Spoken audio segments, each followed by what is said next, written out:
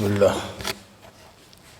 الحمد للہ والصلاة والسلام علی رسول اللہ وعلی آلہ وصحبہ ومن اہتدى بہداہ اما بعد فعن عائشة رضی اللہ تعالی عنہا قالت قال رسول اللہ صلی اللہ علیہ وسلم الخراج بالضمان رواہ الخمسہ وضعفه البخاری وابو داود وصححه الترمذی وابن خزیمہ وابن الجارود وابن حبان والحاکم وابن القطان۔ عائشہ رضی اللہ عنہ سے روایت ہے، فرماتی ہیں کہ رسول اللہ صلی اللہ علیہ وسلم نے فرمایا الخراج بالضمان، خراج کے معنی ہوتا ہے فائدہ، منفعت۔ کسی بھی سامان سے جس کو آپ نے خریدا ہے، چاہے وہ غلام ہو یا لونڈی ہو یا حیوان ہو یا کوئی اور بھی شے ہو، اس سے فائدہ آپ کو حاصل کرنے کا حق تبھی ہے جب کہ آپ اس کا تاوان ادا کرنے کے پوزیشن میں ہوں، تاوان ادا کرنے کی پوزیشن میں ہوں کہ اگر وہ سامان ضائع ہو گیا تو آپ کا ہوگا۔ جب اس پوزیشن میں آپ اس سامان کو اپنی ملکیت میں لے آتے ہیں تب اس سامان سے فائدہ اٹھانے کا آپ کو حق حاصل ہوتا ہے۔ اب مثال سے سمجھیے، آپ نے مثال کے طور پر ایک غلام خریدا 1000 روپے میں، مثال کے طور پر، یہ سمجھ کر کے کہ غلام اچھا بھلا ہے، کمپیوٹر سیکھتا ہے، سیکھا ہوا ہے، کمائی کرتا ہے اچھا۔ بائیں کو بھی نہیں معلوم تھا کہ یہ چور چنڈال ہے، اس کو بھی نہیں معلوم تھا۔ جب آپ کے یہاں آیا، آپ 1000 روپیہ دے کر کے اس غلام کو لے کر کے آ گئے، آنے کے بعد وہ 100 روپیہ یومیہ کما کر کے آپ کو دینے لگا۔ ایک ہفتے کے بعد آپ کو پتہ چلا کہ یہ انتہائی چور آدمی ہے، تو آپ گئے بائیں کے پاس کہ غلام جو میں نے تم سے لیا ہے یہ تو چور نکلا۔ تو کہے گا اللہ ہم کو تو نہیں پتہ تھا۔ تو ٹھیک ہے، تو کیا چاہتے ہیں؟ تو چاہتے یہ ہیں کہ صاحب اپنا غلام واپس لو، ہمارا پیسہ دو، ہم اس چور غلام کو نہیں رکھیں گے۔ تو اس کو واپس کرنا پڑے گا۔ غلام وہ لے لے گا بائیں جس نے بیچا ہے، جس کا غلام ہے، اور پیسہ آپ کو واپس کرے گا۔ اب یہ 7 دن میں جو 700 روپیہ کما کر کے جس غلام نے دیا ہے وہ پیسہ کس کا ہوگا؟ مشتری کا ہوگا، جس نے خریدا۔ کیونکہ اگر اس بیچ میں وہ غلام مر جاتا، ہلاک ہو جاتا، تو کس کا مال جاتا؟ بیچنے والے کا یا خریدنے والے کا؟ خریدنے والے کا جاتا۔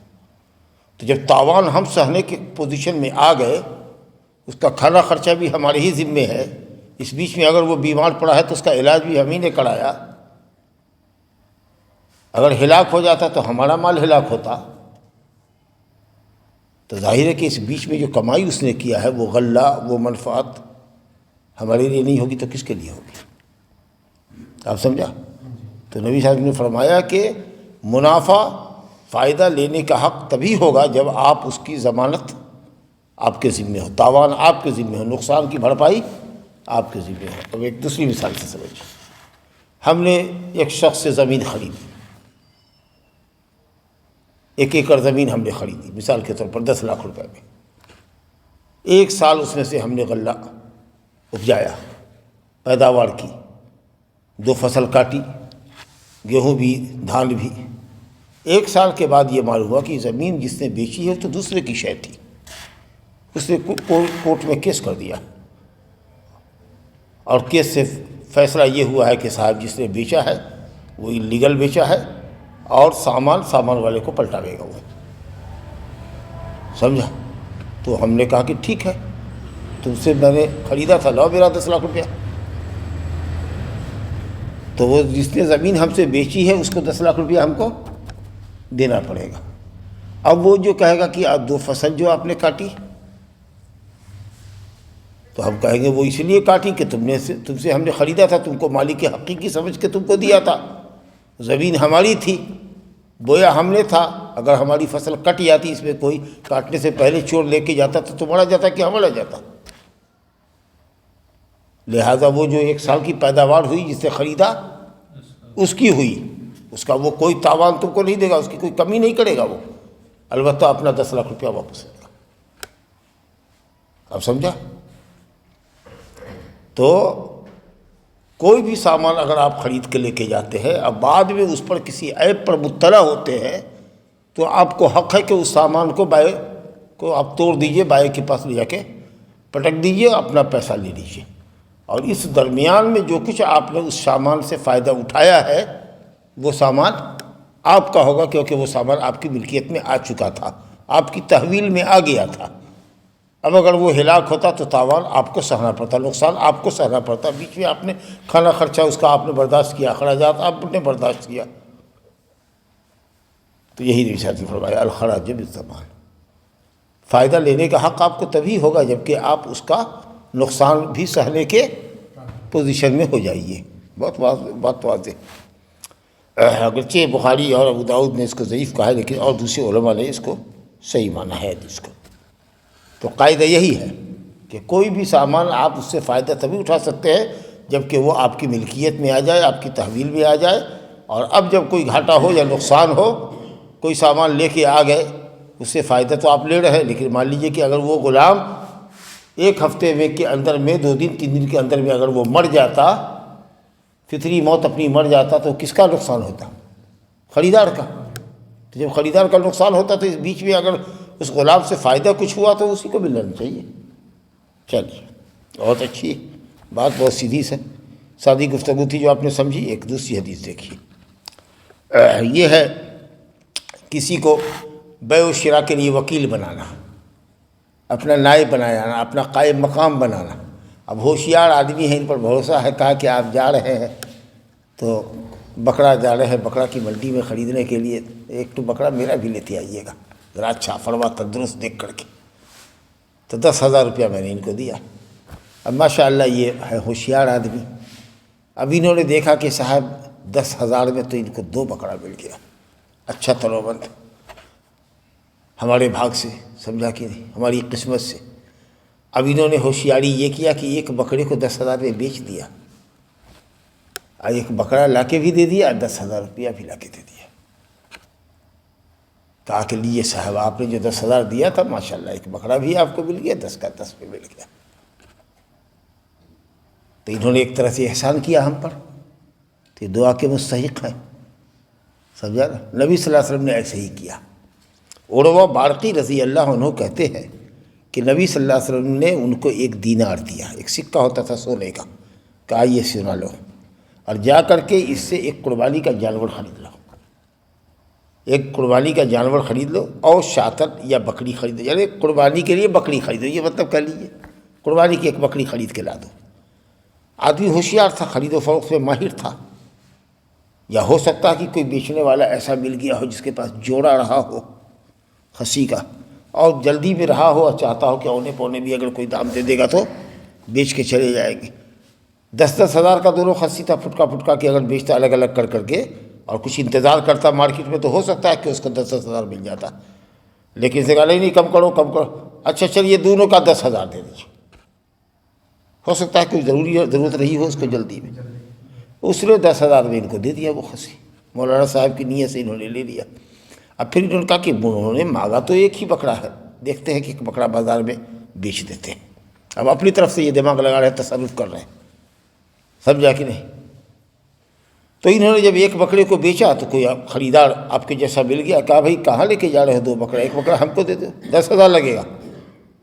کم نہیں کیجیے گا. نہیں 10,000 لگے. اچھا ٹھیک ہے بھائی یہ 1 بکرا ہم کو دے دیجیے، 10,000 لیجیے. ماشاءاللہ 10,000 روپیہ بھی لے کے آ گئے اور 1 بکرا بھی ہمارے لیے کر کے آ گئے. کہتے ہیں عروہ بارقی نے کہ آپ نے 1 دینار دیا تھا 1 قربانی کا بکرا خریدنے کے لیے، انہوں نے 2 بکری خرید لی اور 1 کو 1 دینار میں بیچ دیا، اور 1 بکری اور 1 دینار لا کے نبی صلی اللہ علیہ وسلم کی خدمت میں حاضر کر دیا. فدعا له بالبرکۃ فی بیعہ، نبی صلی اللہ علیہ وسلم نے کہا کہ جاؤ تمہاری تجارت میں اللہ برکت دے. یہ دعا اللہ تعالیٰ نے قبول فرمائی. اب یہ آدمی اتنا ماشاءاللہ اچھا تاجر بن گیا اور اس کی تجارت میں اللہ نے ایسی برکت دی کہ حدیث ہے کہ فقال لو اشترا تراب لربح فی، اگر مٹی بھی خریدتا تو اس میں اس کو منافع ہوتا ہے، یعنی اگر ایسی چیز بھی خریدتا جس کی کوئی قیمت نہ ہو اس میں بھی اللہ تعالیٰ اس کو بھرپور اجرت دے دیتا، کمائی دے دیتا۔ ایسا اگر کوئی تاجر ہو ایماندار اور اس کی تجارت میں خوب برکت ہو تو بہت سارے لوگ چاہتے ہیں کہ ہمارا پیسہ بھی اب اپنی تجارت میں شامل کر لیجیے۔ تو یہ جو نبی صلی اللہ علیہ وسلم نے دعا دی یہ اس احسان کے بدلے میں، تو اگر کوئی آدمی آپ پر احسان کرتا ہے تو اس کو دعا دیجیے دل سے، سمجھا کہ نہیں؟ تو اس سے معلوم یہ ہوا کہ خرید و فروخت میں آدمی کسی پر اعتماد کر سکتا ہے، جو اعتماد کے قابل آدمی ہو۔ آج تو بہت کم لوگ اس طرح کے ہوتے ہیں، سمجھا کہ نہیں؟ اب تو سب جگہ ہر معاملے میں دلالی چلتی ہے، سمجھا کہ نہیں؟ بلکہ اگر خریدے گا 10,000 میں تو کہے گا 11,000 میں بک رہا تھا، سوچا کہ فرما جانور ہے 1,000 روپیہ لگائیے کہ کاہے نہ لے لیں، حالانکہ اگر 9,000 میں تو جھوٹ بول دے گا 1,000 2,000 کے لیے۔ لوگوں کا ایمان تو اب اس طرح بکتا ہے، سمجھا کہ نہیں؟ لوگ فوری فائدہ کو دیکھتے ہیں اور یہ نہیں دیکھتے کہ اگر کسی کے ساتھ احسان کریں گے اور 10 کا سامان اگر 8ویں لے جا کر کے ہم اس کو دے دیں گے اور ایک دم مطلوبہ سامان اس کو مل گیا اور تھوڑا اس کو فائدے میں پیسہ واپس کر دیں گے، کتنا بیچارہ خوش ہوگا، دل سے دعائیں دے گا۔ تو بہرحال تو یہ چیز ہوئی کہ آپ کسی کو وکیل بنا سکتے ہیں، اپنا نمائندہ بنا سکتے ہیں کسی چیز کو خریدنے میں، بیچنے میں۔ کوئی سامان دیا کہا کہ لے جائیے اس کو، کم سے کم 10,000 روپے میں اس کو بیچ کے لائیے گا، اس سے کم میں ہم کو گھاٹا ہے۔ اتفاق سے الحمدللہ آپ نے میرے اس سامان کو 12,000 میں بیچ دیا، 12,000 لے کے دیا۔ تو بیچنے کے لیے بھی اور خریدنے کے لیے بھی کسی پر آدمی بھروسہ کر سکتا ہے، اس کو وکیل بنا سکتا ہے۔ اور یہ بھی معلوم ہوا کہ جس کو ہم نے ایک ہی جانور لانے کے لیے کہا تھا، اگر وہ 2 جانور اس میں لے لے اور بغیر میرے مشورے کے اگر وہ کچھ خرید و فروخت کر دے، جس کو کہہ لیجئے کہ تھرڈ آدمی بن کر کے وہ بیچے، اس کو علمی اصطلاح میں کہتے ہیں بیع الفضولی، ایک آدمی جس کو ادھیکار اختیار نہیں ہو بیچنے کا لیکن وہ اپنے مطلب سے اس کو بیچ دے، ایسا کام کر دے جس میں اس کے موکل کا فائدہ ہے۔ وکیل موکل پوچھتے ہیں نا، اس کے وکیل نے بیچ دیا اور اس سے موکل کا فائدہ ہے، تو ایسا کرنے میں بھی کوئی حرج نہیں ہے۔ کبھی کبھی مثال کے طور پر چلیے آپ کے یہاں میرا 5,000 روپیہ ہے قرض کے طور پر، آپ گئے مثال کے طور پر کلکتہ اور سوچا کہ شیخ کو یہ چیز بہت پسند ہے، اگر یہ لے جائیں گے تو پسند کریں گے، تو اپنی مرضی سے خوب اسٹینڈرڈ کوالٹی کی آپ 2 لنگی میں لے لیے رہتے ہوئے آئے جیسی ہم پہنتے ہیں۔ ہم نے نہیں کہا آپ کو، لیکن آپ نے میرے لیے یہ سودا کر لیا وہاں پر، اور آپ لے آئے کہ صاحب یہ مولانا یہ لیجئے 2,200 روپے کی آپ کے لیے لنگی ہم لیتے ہوئے آئے، آپ تو ہے شوقین لنگی کے اچھے۔ تو ہم نے کہا ماشاءاللہ اچھا کیا آپ نے، چلیے بھائی ٹھیک ہے۔ اس کے بعد جو باقی پیسہ تھا آپ نے دے دیا۔ تو آدمی کو چاہیے کہ اگر کوئی یہ حسن ظن رکھ کر کے آپ کے لیے کوئی چیز خرید کر کے لا رہا ہے بغیر آپ سے پوچھے ہوئے تو اس کو قبول کر لیجیے، لیکن آپ کو یہ بھی حق ہے کہ آپ کہیے گا کہ اس کی ہم کو ضرورت نہیں تھی اس لیے ہم نہیں لیں گے، وہ آپ سے ہی ہے، آپ ذمہ دار ہیں اس کے، آپ نے تو ہم سے نہیں پوچھا، نہ سمجھ آیا۔ تو اگر فضولی ایک 3rd آدمی جس کو ہم نے بیچنے خریدنے کا حق نہیں دیا لیکن اس نے اپنے دماغ سے آپ کے فائدے کی کوئی چیز خریدی، تو آدمی کو چاہیے کہ اس کے اعتماد کو دھکا نہ لگاوے، معاملہ کر لیجئے، لے لیجئے، لیکن اگر آپ لوٹائیے گا تو اس کو لوٹانا پڑے گا، اس کو رکھنا پڑے گا۔ چلیے، تو یہ بھی جائز ہے کہ فضولی کی بیع اگر جس کے لیے اس نے بیع کیا ہے ہمارے لیے کیا ہے، اگر ہم راضی ہوتے ہیں تو وہ بیع ہماری نافذ ہوگی اور ہم اس کو لے لیں گے، نہیں تو واپس کر دیں گے۔ جیسے کہ نبی صلی اللہ علیہ وسلم کے لیے 2 بکرا خریدا، 1 خریدنے کا تھا، یہ بھی تو کر سکتے تھے کہ آدھا دینار میں 1 بکرا لیتے اور آدھا واپس لے آتے کہ لیجیے صاحب آدھے دینار میں لیا اور آدھا دینار پیسہ آپ کا واپس آیا، لیکن انہوں نے 1 دینار میں 2 کیا اور 1 دینار میں ایک جانور کو بیچ کر کے پورا ایک سالم جانور ایک پورا سالم 1 دینار لا کر کے رکھ دیا۔ یہ جو تصرف انہوں نے کیا کہ 2 خریدا اور 2 کے بعد اب آپ کہہ سکتے ہیں کہ ہو سکتا ہے کہ مریل جانور خریدا ہوگا 2 اس لیے 2 مل گیا ہوگا، ہرگز نہیں، ایسا صحابی کیوں کریں گے، مریل کیوں خریدیں گے؟ جب 1 دینار کا فرما جانور مل رہا ہے تو ہم آدھے دینار کا مریل کیوں خریدیں گے؟ نبی صلی اللہ علیہ وسلم نے تو 1 دینار دیا تھا۔ تو آپ یہ گمان رکھیے کہ جانور دونوں ہی اچھا تھا، تندرست تھا، قربانی کے لائق جیسا ہے ویسا موٹا تازہ جانور رہا ہوگا، تو اب اس نے 1 جانور بیچ دیا پھر پیسہ لے آیا۔ یہ جو تصرف اس نے کیا بغیر نبی صلی اللہ علیہ وسلم کی اجازت کی اور اس تصرف کو آپ نے جائز قرار دیا، تو اس سے معلوم ہوا کہ اگر کوئی آدمی آپ کے پوچھے بغیر آپ کے لیے کوئی چیز بیچ دے یا خرید دے یا کہہ دے کہ عبدالودود آپ کے لیے فلاں جگہ زمین مل رہی تھی، اب دیکھا کہ بہت مناسب زمین ہے اور آپ ہی کے حصے کی ہے اور آپ ہی کے مناسب حال ہے، قیمت بھی ہم کو ٹھیک لگی تو ہم نے 1,000 روپیہ اس کو دھرا دیا ہے آپ کی طرف سے، سمجھا کہ اچھا کیا، بڑا اچھا کیا، دام تو ٹھیک ہے، اچھی زمین ہے، اپجاؤ زمین ہے، چلیے ہم نے خرید لیا، آپ نے میرے لیے معاملہ کر دیا ہے تو ٹھیک ہے۔ ہم پیسہ مہیا کر دیتے ہیں، نہ سمجھا؟ تو اگر ایسا کوئی کر دے تو اس کو جائز کر لیجئے، تو ٹھیک ہے، نہیں کیجیے گا تو پھر اس کو سہنا پڑے گا، وہ جانے گا۔ چلیے تیسری حدیث دیکھیے صاحب۔ وعن ابی سعید الخدری رضی اللہ تعالی عنہ ان النبی صلی اللہ علیہ وسلم نہى عن شراء ما في البطون بطون الانعام حتى تضع وعن البيع ما في ضروعها وعن شراء العبد وهو آبق وعن شراء المغانم حتى تقسم وعن شراء الصدقات حتى تقبض وعن ضربة الغائص رواه ابن ماجہ والبزار والدارقطنی بإسناد ضعیف۔ حدیث کی سند ضعیف ہے لیکن معنی سب بالکل صحیح ہے کہ اسلام میں دھوکہ اور فریب نہیں۔ کوئی ایسی تجارت یا کسی معاملے میں دوسرے کو دھوکہ مت دیجیے کہ اگر وہ مطلع ہو حقیقت حال پر تو اس کے دل کو تکلیف ہو جائے۔ مسلمان کا بھائی ہے، اس کا ہمدرد ہے، کبھی بھی نقصان پہنچانے کے ارادے سے کوئی کام چٹ مت کیجیے کسی کو، ایسا اسلام میں جائز نہیں ہے۔ ابو سعید خدری رضی اللہ عنہ کہتے ہیں کہ نبی صلی اللہ علیہ وسلم نے چوپایوں کے پیٹ میں جو کچھ ہے اس کو خریدنے سے منع فرمایا جب تک کہ وہ جانور بچہ جن دے۔ اب حاملہ جانور کو خرید لیجئے، گائے اگر حاملہ ہے تو حاملہ گائے خرید لیجئے، آپ کی قسمت سے گائے پیدا ہو کہ بچھڑا پیدا ہو، ایک پیدا ہو کہ دو ہو، آپ کی قسمت، لیکن اس بچے گائے حاملہ گائے کے پیٹ میں جو کچھ ہے وہ آپ نے خرید لیا کہ اس کے پیٹ میں جو آئے گا وہ ہم نے 1000 روپے کے بدلے میں خریدا، سمجھا کہ نہیں؟ ہو سکتا ہے کہ صاحب ایک نہ ہو دو ہو، تو ہو سکتا ہے کہ صاحب آپ تو فائدے میں رہے، دو مل گیا آپ کو، اور وہ بیچارہ گائے والا دھوکے میں رہ گیا، نقصان ہوا اس کو، اب تکلیف ہو رہی ہے۔ اسی طریقے سے ہو سکتا ہے کہ آپ مؤنث کی چاہت رکھتے ہو، مذکر ہو گیا، تب آپ افسوس کر رہے ہیں کہ وہ غلطی سے ہم نے خرید لیا، ہم کو ایسا نہیں، ہم کو تو باچھی چاہیے تھی، یہ تو بچھڑا نکلا ہے، بیل نکلا جی۔ آپ سوچتے تھے کہ صاحب ایک ہے، نکلا دو، ہو سکتا ہے کہ آپ سوچا کہ زندہ نکلے گا، مڑا ہوا نکلا بچہ، تو آپ کا تو گھاٹا ہو گیا اور گائے والے کا فائدہ ہو گیا، تو ایک کا نقصان ہے اور ایک کا گھاٹا ہے۔ جوا والی بات ہو گئی، جو جیتا اس کے لیے غنیمت ہو گیا، جو ہارا اس کے لیے نقصان کا باعث ہو گیا۔ نبی صلی اللہ علیہ وسلم کہا نہیں، ایسا دھوکہ والا کوئی دھندا مت کرو، بچہ جلنے دو جانور کو، اس کے بعد اس کی قیمت لگانا، مالک سے پوچھنا کیا لے گا، اور اس کے حساب سے تم خریدنا، بات بالکل ٹھیک۔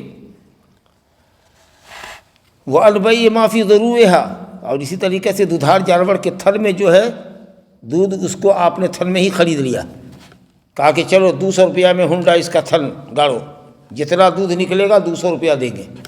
ہو سکتا ہے کہ پھولا ہوا ہو سکتا ہے کہ اندر میں الوار جس کو کہتے ہیں دیہات میں، اس میں گوشت زیادہ ہو، تو جس جانور کے دودھار میں، جس کے تھن میں گوشت زیادہ ہوتا ہے دودھ اس میں کم ہوتا ہے، اور جس کے تھن میں گوشت کم ہوتا ہے اس میں دودھ زیادہ ہوتا ہے۔ دیکھنے میں تو آ رہا ہے کہ یہ الوار ہے لیکن دودھ 3 کلو آ رہا ہے، کیونکہ گوشت سے بھرا ہوا ہے، وہ بھاری لگ رہا ہے، گوشت سے چربی ہے اس میں زیادہ، دودھ کم پڑ رہا ہے، تو آپ کا نقصان ہو جائے گا۔ اس لیے دودھ دودھ لیجیے نا، اس کے بعد بیچیے، کیا فرق پڑتا ہے؟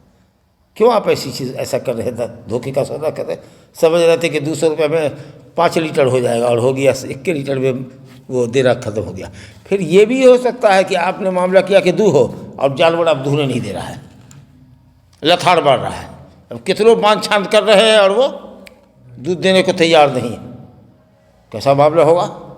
ہے نا دھوکے کا معاملہ۔ آپ سوچ رہے ہیں کہ دودھ دہنے دے گی بھینس، لیکن دودھ لگی نہیں بھینس، یہ سب کیوں کرتے ہیں؟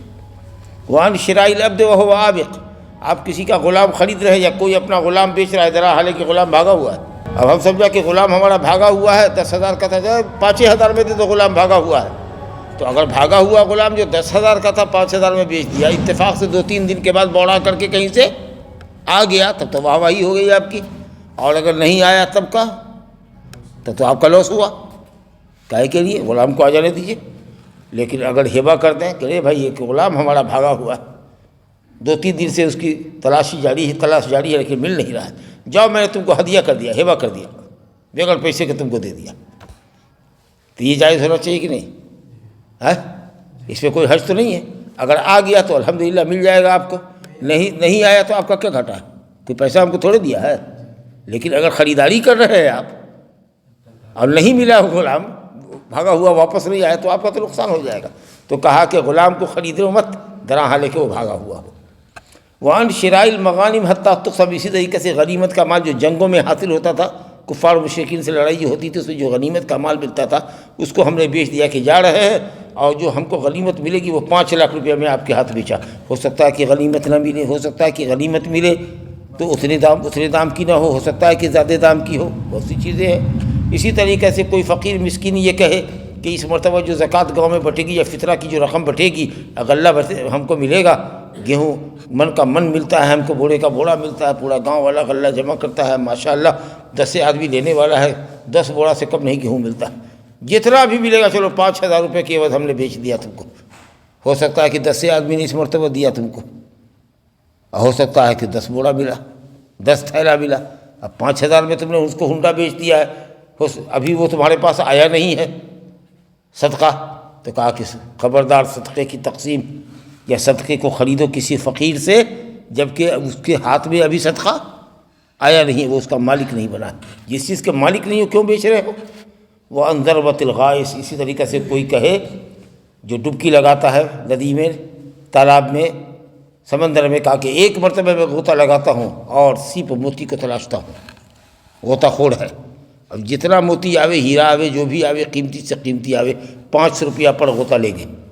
ایک غوطہ لگایا اس نے، معلوم یہ ہوا کہ صاحب لاکھوں کا آپ کو ہیرا جواہر پتھر مل گیا.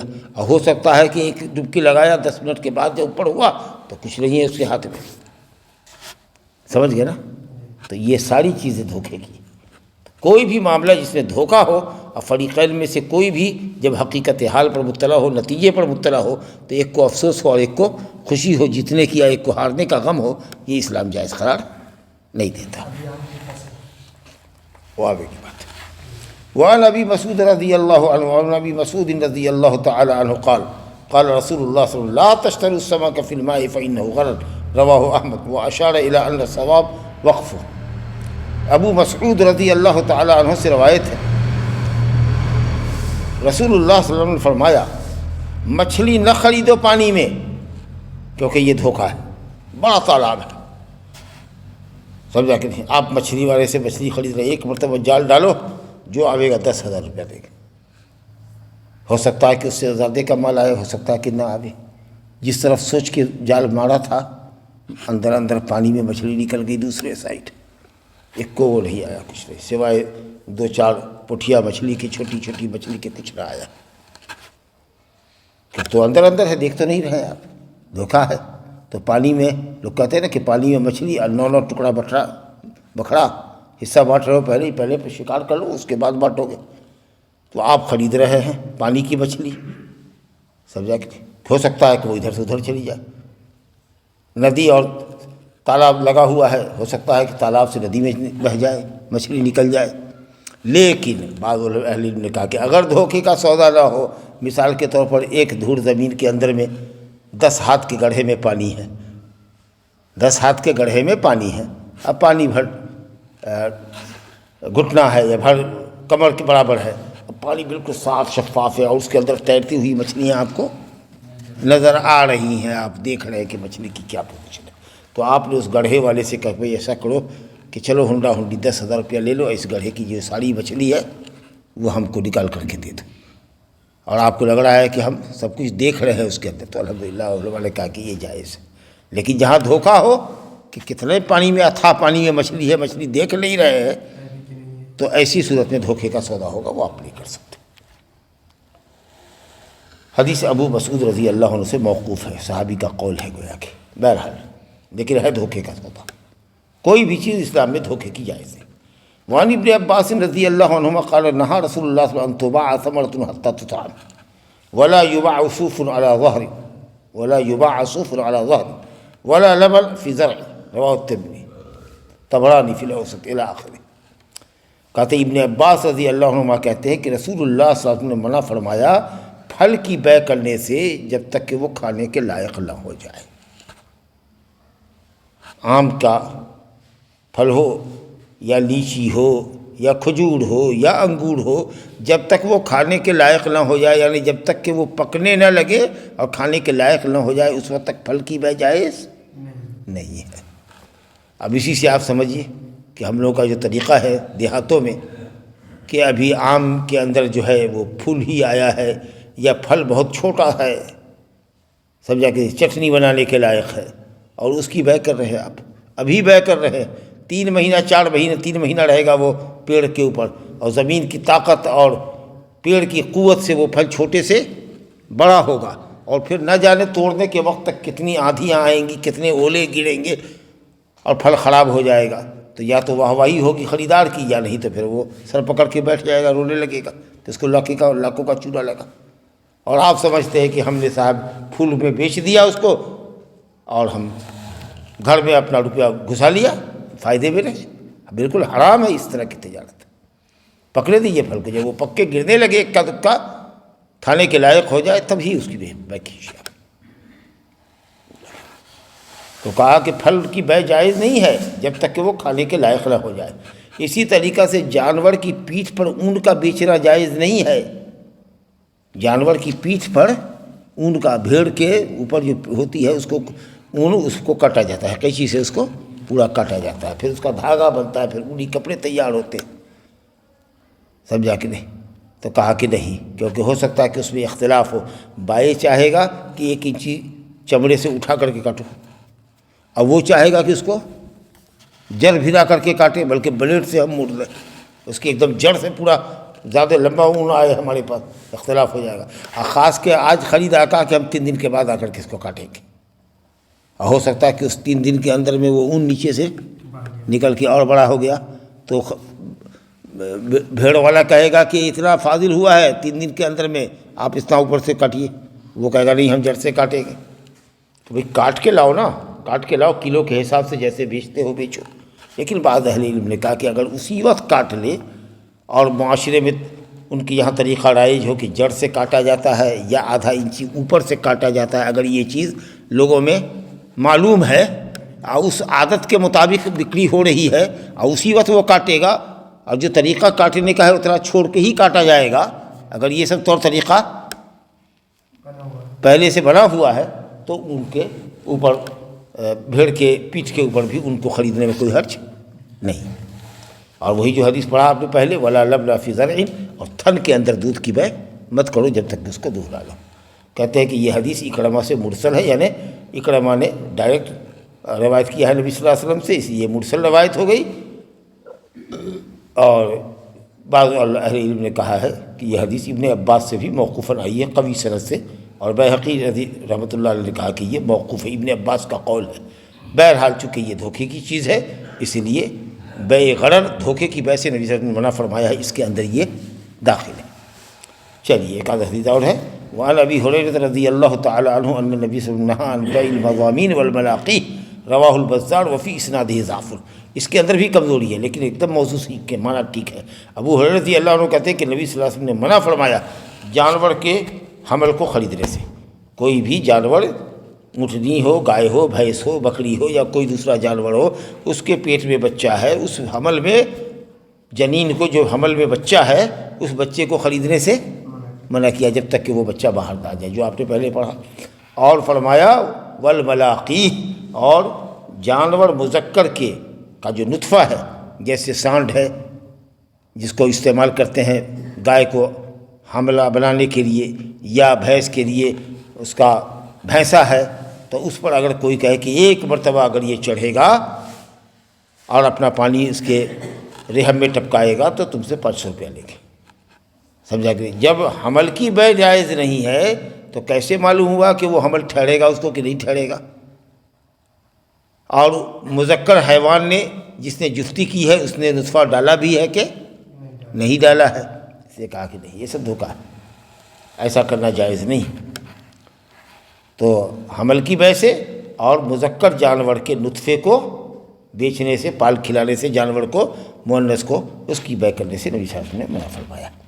اور آخری حدیث اس باب کی ہے، وعن ابی ہریرہ رضی اللہ تعالی عنہ قال قال رسول اللہ صلی اللہ علیہ وسلم من اقال مسلما بیعتہ اقال اللہ عثرتہ، رواہ ابو داؤد وابن ماجہ وصححہ ابن حبان والحاکم۔ بہت اچھی حدیث ہے۔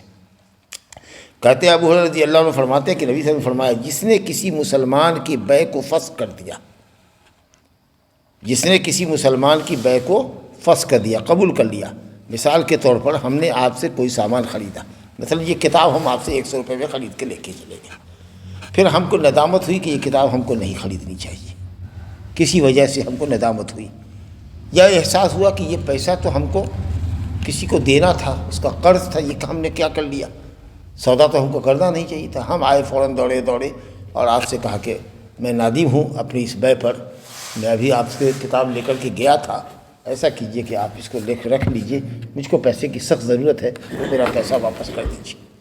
بے ہو گئی ہے مکمل، کوئی اس میں عیب بھی نہیں ہے، لیکن وہ آیا ہے کہ آپ سے یہ لے کے گئے تھے، ارے بیچ دیا تو اب نہیں واپس کریں گے، بکا ہوا سامان واپس نہیں ہو رہا ہے، نہیں ہوتا ہے، اب یہ سب آئیں بائیں شائیں آپ بول رہے ہیں۔ پیسہ ہے، سامان آپ کا واپس لا رہا ہے، دوسرا خریدار آ جائے گا، ہو سکتا ہے کہ اس سے زیادہ بڑھ کر کے آپ کو دام دے دے، ہو سکتا ہے کہ اس کو پیسے کی سخت ضرورت ہو کسی چیز کی۔ تو نبی صاحب فرماتے ہیں کہ بے مکمل ہونے کے بعد لین دین ہو چکا ہے، پیسہ دے چکے، سامان آپ لے چکے، اب پھر آپ کو احساس ندامت ہوا کہ ہم کو یہ بے نہیں کرنی چاہیے تھی، تو وہ آیا، یا ہو سکتا ہے کہ آپ ہی ہے بیچنے والے اور کل کسی نے آپ کو دے دیا تھا 50 روپیہ ایڈوانس میں اس کتاب کا، اور آج یاد نہیں رہا آپ کو، اور کوئی دوسرا خریدار آیا اور آپ نے اس کو 100 روپے کے عوض میں آپ بیچ دیا۔ اب وہ جو شخص آیا کہ بھئی اس کتاب کی قیمت تو ہم نے پہلے دے دیا، ارے غلطی ہو گئی یار، بھول گئے، ہم نے تو اس کو بیچ دیا، یاد ہی نہیں رہا، کہا نہیں ہم کو تو کتاب چاہیے۔